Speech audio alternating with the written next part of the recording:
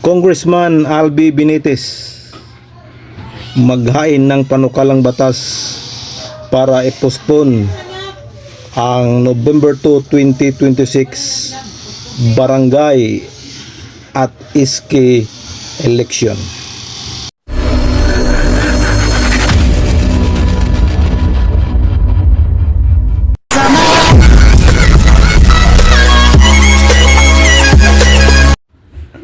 Hello mga kapobre, isang mapagpalang araw ng Sabado po sa ating lahat. Panibagong araw, panibagong biyaya, panibagong pag-asa, panibagong lakas, and of course panibagong vlog na naman mga kapobre. So for today's vlog ay again and again pag-usapan natin ang barangay at iski election.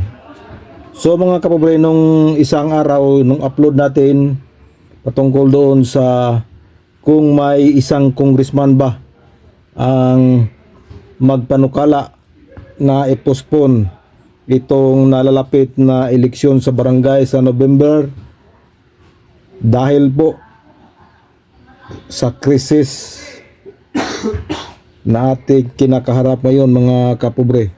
So hinihintay natin kung may senador or congressman na magpahiwatig na i-postpone. At ito na po yon mga kapobre. Good news po ito sa mga incumbent at bad news sa mga magbabalak na papasok sa politika sa barangay.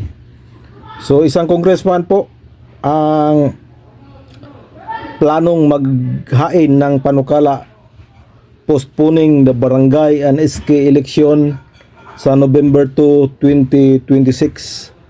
At ito po ay si Congressman Albi Benitez po. So sabi niya po ay pabor siya na i-postpone muli ang barangay at SK election para gamitin yung pira sa mga apektado nating kababayan sa krisis na nagaganap ngayon sa ating bansa. Pero ang sabi niya ay pabor siya i-postpone for 6 months. So kung tutuusin, 6 months, November,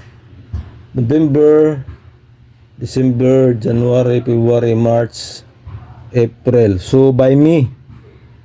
So kung 6 months ang gusto niyang i-postpone ay Mayo ang magiging halalan ng barangay at SK election.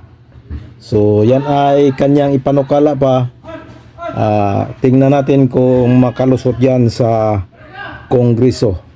At para maintindihan at makita natin ang kanyang salaysay sa kanyang interview, panoorin natin to si Congressman Albi Benitez. Here we go. I am in favor of postponing the barangay election for 6 months. Because of this crisis? Because of the crisis. I would rather use the 13 to 14 billion appropriation for barangay election to get to this crisis financial system. Hindi mo through a legislation. Of course, hindi mo pwedeng nawala. Ang ano lang is of course the Supreme Court may deem it unconstitutional, but ako paglantaw ko, there's valid cause, may just cause man yan because of the crisis of all. And in fact, some people are saying we have to prepare. It might be worse than the COVID pandemic. Yeah. So if that happens, kinalaman we are ready. So I would like to get all the available funds for us to be able to respond according these situations. So yan po si Congressman Albi Benitez mga kapobre. At pabor po siya na i-postpone muli ang barangay at SK election for 6 months. So 6 na buwan po ang gusto niyang i-postpone muli.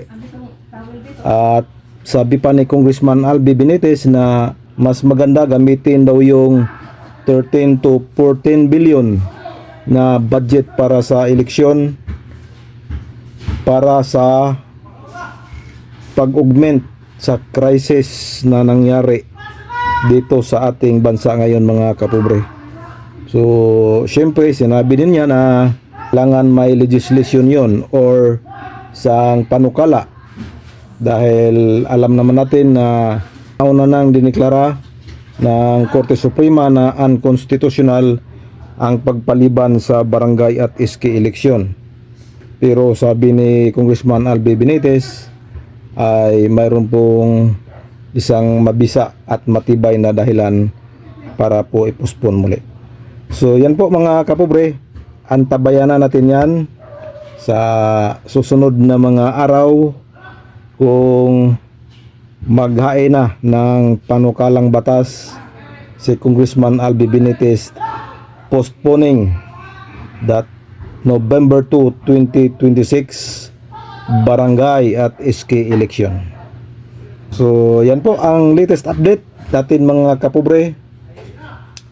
This is your Cap John Official. Bye bye and God bless.